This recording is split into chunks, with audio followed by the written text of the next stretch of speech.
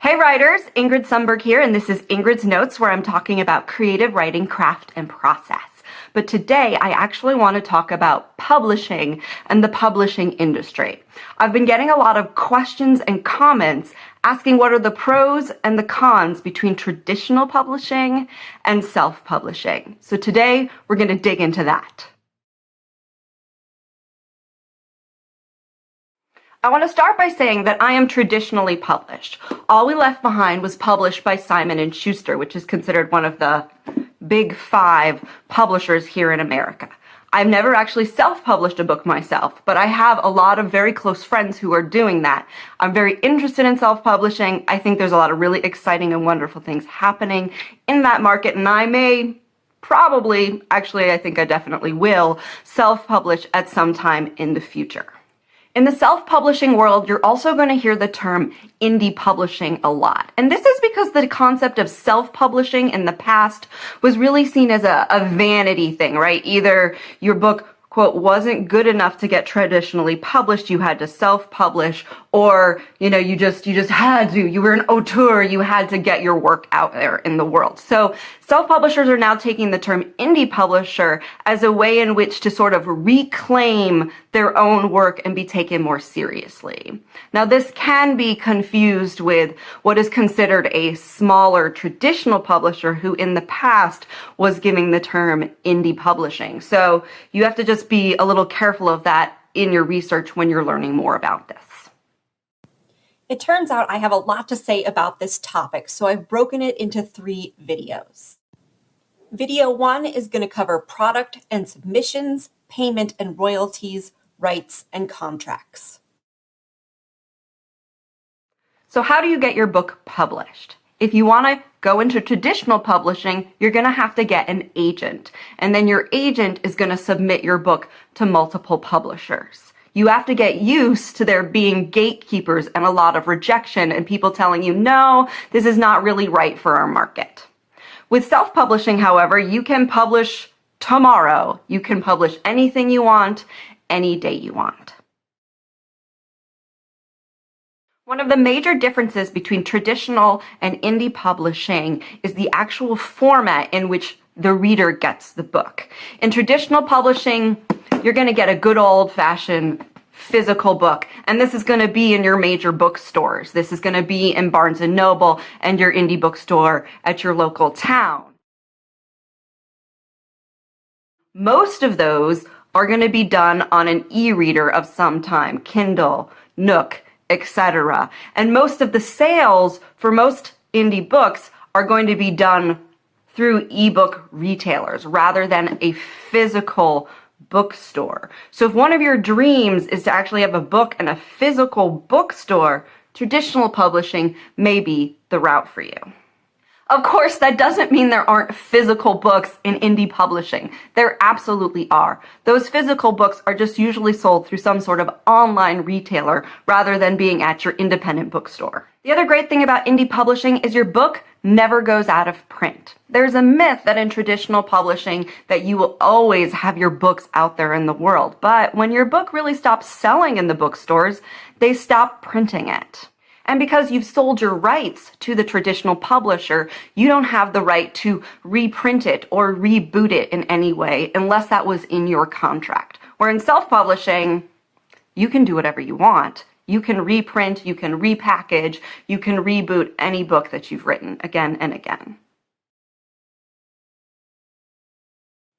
One of the great things about traditional publishing is you're going to get a book advance. You're going to get a big chunk of money up front to help you finish your book before it's published. Now, 15% of that advance is going to go to your agent, but that agent really is going to have earned that because they're going to have negotiated your contract for you and gotten you the best deal they possibly can, as well as retained as many rights as they can so that those can be sold again. For example, your agent could sell the Spanish translation rights to your book, and you would get another advance from that deal. Or they'll sell the audiobook rights, and you'll get another chunk of money from that deal. So when you're getting a large chunk of money up front in the form of an advance, why would you ever consider self-publishing?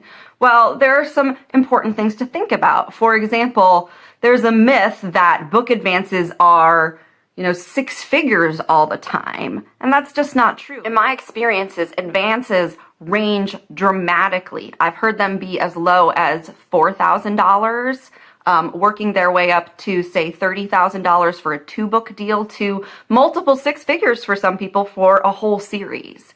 It really is a dramatic range. It depends on your book and how well they think it's going to do in the market. There's a myth that once you get your book published, you can just quit your day job and be a full-time writer. And the financial reality of that is it's simply not true. Most of the writer friends that I have who are traditionally published, and some of whom even have multiple books published, also still have day jobs. And that's because your advance is sometimes all the money you're actually ever going to get for that book. It really depends on how well the book sells and whether you even pay out that advance before you're going to even make royalties.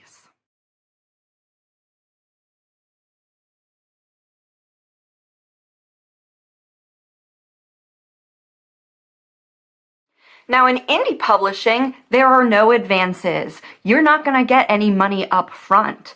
Instead, you're going to have to invest in your own publishing career. You're going to have to spend money to get book covers and editing and to put the book out into the world. You're the one who has to take that gamble and really stand behind your work and say, I think this is good. I think this should be published and shared. And it's important to realize that a traditional publisher is also taking a gamble on you. They're taking that financial risk. They've paid you in advance, and now they have to pay their editors. They have to pay to get it printed, to distribute it, to market it, etc. They're also taking a gamble on your book. As an indie publisher, you do everything. You do the editing, you do the designing, you do the marketing, you do the writing of the book. You put it out there in the world. You are the publisher and the distributor. You wear all of the hats. Where in traditional publishing, a lot of that control is taken away from you, and there are other people who are going to now do those jobs for you. So if you want to really just focus on writing, maybe traditional publishing is the right outlet for you. But if you really want to be in control of everything, of the production, of how things are put out into the world, then maybe you're an authorpreneur. And in indie publishing, you get to keep all of your rights. You can now do whatever you want with that book. If you want to publish it in small little increments, you can. If you want to take characters from this book and put them in another book, you can. You own the rights to that whole property still. Let's talk about royalties. In traditional publishing, royalty rates are very low, and that's because your traditional publisher has upfronted all of those initial costs. They have to pay those back. Whereas in self-publishing, your royalty rates are actually very high. So every book that you sell, you're making money on. That said, if you're in a traditional publishing deal and you never actually sell out your advance, which means they don't actually sell enough books at your royalty rate to compensate for that advance, you don't have to give that advance back. That money is always yours. You always get to keep it. And so that risk isn't there. In traditional publishing, you're really focused on how much your advance is. How much of a paycheck can you get for one book? Whereas with self-publishing, it tends to be less singular book focused. Self-publishing tends to be about actually producing more products, because with more products out into the market, you have the opportunity to get royalties for each one of those. And in self-publishing, a lot of authors have really managed to create empires. They are making 6 figures, multiple 6 figures. They are living full-time lives. Now, not all of them are doing this, but a lot of them are. Whereas in traditional publishing, you're really sort of hooked into, did I get a big enough advance to write my next book in time to try and sell that? I can't guarantee I will sell it because we have to find a publisher to publish it. Whereas in self-publishing, you can publish every book. You're never afraid that that next book is not going to get published. I want to clarify, there are traditional published authors who are working full-time, who are living on a full-time salary on their writing. But that is actually rare. Everybody thinks, oh, are you going to be the next J.K. Rowling? And that's just sort of crazy talk.